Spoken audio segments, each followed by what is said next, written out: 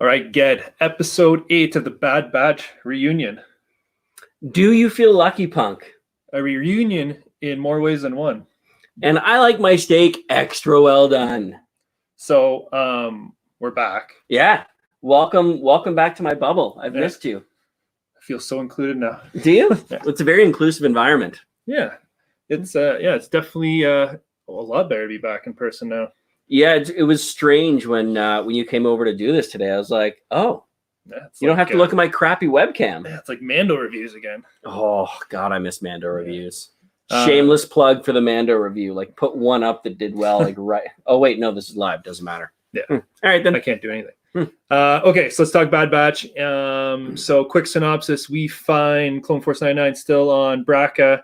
The Venator Star Destroyer they're on has munitions. It has intel in the bridge. Yep. So they're salvaging. They want to pay off their debt to Sid, and they think they could get even more of that from there. And of course, we've seen from the last episode the kind of like the little mini cliffhanger at the end was the Scavenger Guild or whatever the heck they're called reported to the Empire that someone's there. Yep. So they send in Crosshair and a team, and the key thing there is the Caminos want them brought in alive. Yep. Talking about how special they are, whereas the guy who's replaced Tarkin, his name is escaping me, but he's just like kill them. Yeah, so I don't care. Yeah, you just bring back a piece of their body is all we need.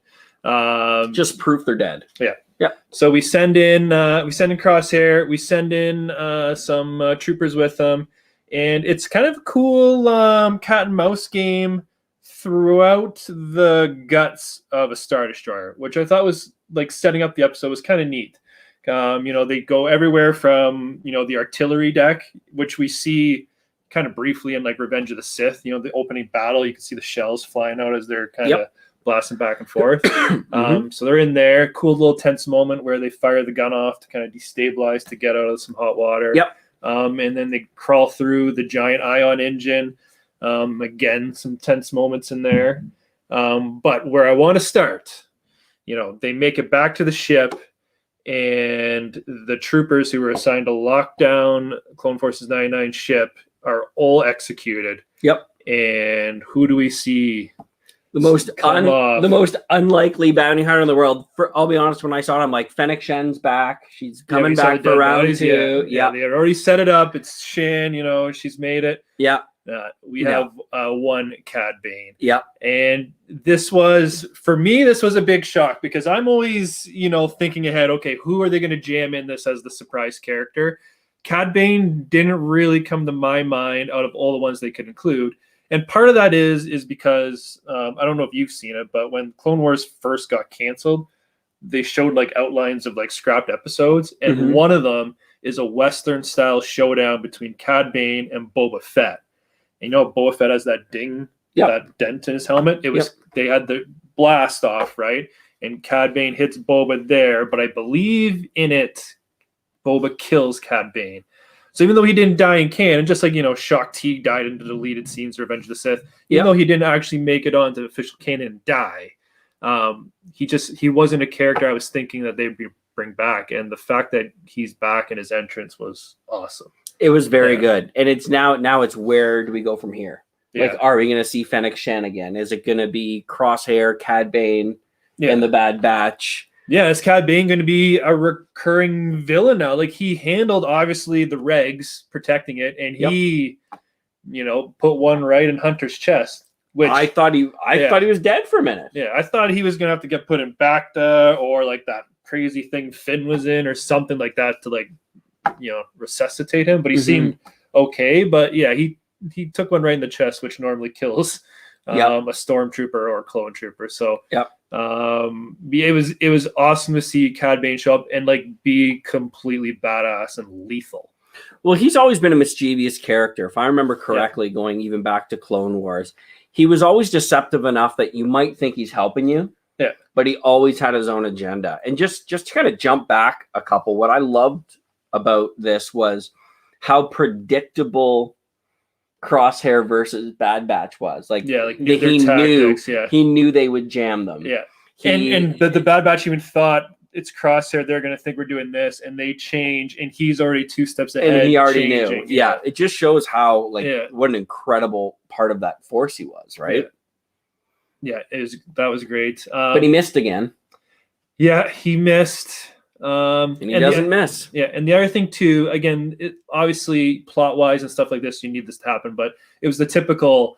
They got the jump on them and surround them right away, and like they were kind of in the mentality of we kill traitors as soon as we see them, and then they stop and have the big conversation, allowing them time to get out of it. Yep, which I think is fine, but you can't keep doing that into the future. But yeah, Crosshair missed Hunter's head when he stuck it out. Yep. Which that was one of my concerns early on with him being the villain. Yep. But it was a cool scene with the ion engine firing up when they broke that thing down. Yeah. And then the engine rises up and blasts them, and you can see Crosshair like helmet flies off. He's like burning, like he's trying to protect I was himself. having some like episode 3 Anakin moment flashbacks. Yeah, I thought I was waiting to see him like legit get melted there, and they stopped it just before that, but. He was bandaged up pretty good at the end, so he might have some deformities going forward. Yeah, he might have to keep his helmet on. Yeah. And then I guess the other big plot point is Cad Bane takes Omega. And obviously they're going back to Camino. Yep. So earlier on the episode, the Camino, the scientist, and if it's Lama Su, I don't know which one it is, talking. And they basically more or less say, the Empire is no longer playing our game. We need to go to our contingency plan, which they hint is bounty hunters. Yep. So we're assuming Fennec Shan and Cad Bane have all been contracted by them to bring back Omega. Yeah, it's fair. So Cad Bane has her now. She's going back. And I guess we maybe just to end on the note, like, what do you think the contingency plans are? Like, what do they need? I'm glad. Yeah. So you've mentioned to me a few times, referencing the show, that the DNA of Jango Fett is deteriorating. Yeah. So the question is, who is Omega? Where does her DNA stem from? Well, I think it's probably Jango. But I don't think so. You don't think so? Well, I think couple references. I've never seen a clone that looked like you has been referenced 2 or 3 times in this series. I think it's a new strand of DNA. The question is, who? Were they force wielders?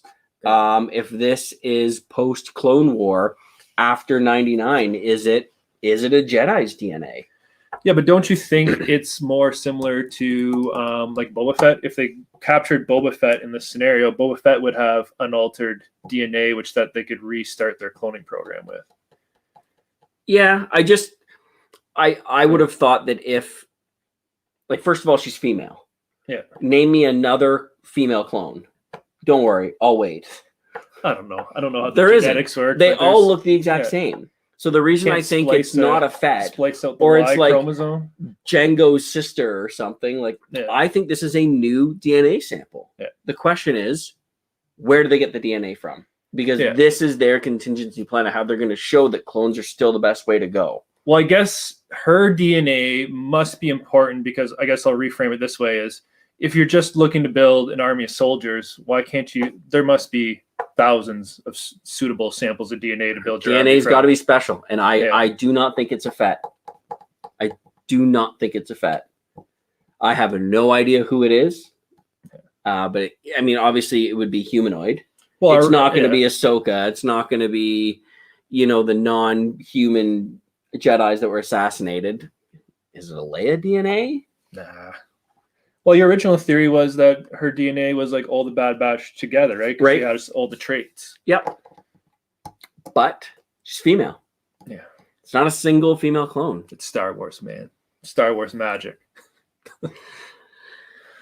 Okay. Let's score this episode. It's going to be good, I think. Yeah. So for me, up until the Cad Bane moment, I thought it was an above average episode compared to the other ones. I liked kind of the tense, like, battling, hunting, cat and mouse game back and forth. I love like the dark, scenery of crawling through the Star Destroyer. Yeah. But then once we got to the Cad Bane part, it, for one, like, anytime I'm shocked is a good thing, right? Yeah, fair. Yeah, so Yeah.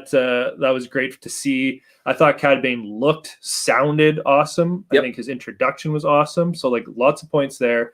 The stakes are upped because Omega's now taken. It's driving the plot forward now. You know, and you know, Hunter got roughed up. I know we talked about it didn't look like there was much happening to him, but we don't actually know. There could be some sort of lingering effects. 100%. And Crosshair is messed up too. Which might be a plot device to keep Crosshair out of the next few episodes. Yep. But so anyway, they get roasted as chip, maybe. Yeah. But anyway, so for me, I think this is probably the strongest episode of the season so far for me. So I'm gonna go 8-4. Yeah, I'm another 8-5. I know that sounds super boring because I was 8-5 last week, but it's absolutely moving forward at this point. Yeah. The episode was great. I loved the engine moment and how they disarmed it, and they're like, "We're gonna detach," and Omega's like, "You mean fall?" Yeah. Not just like, "Well, it's that or we get incinerated." Yeah. And just I thought it was brilliantly done. Yeah, and even like the Uncle Wrecker parts with Omega at the beginning, he's like the classic uncle, like doing dangerous things with her, teaching how to disarm bombs. Yeah, and it's so good. Yeah, all great. And even like at the end when it was from Hunter's perspective through his like helmet, and he's like all messed up, and like you could see like the, you know, like Tom Hanks and Saving Private Ryan when the artillery blast at the beginning goes off, you can't hear like or that every effect video on. game. Yeah, a very cool like first person shooter moment. Yeah, there. where he's all dazed and you could see everyone like trying to drag him to safety. Just it was like for me it was probably 7-8, 7-9 up until the last 3-4 minutes, and then that last bit vaulted it up. I agree. All right, so can't wait for next week. I think there's 2 strong episodes in a row now. I think we're starting to finally accelerate to some she's moving meaty storylines. Yeah, she's moving. All right. So let's wrap this up. All right. Till next week. All right. Thanks for watching, everyone. Well.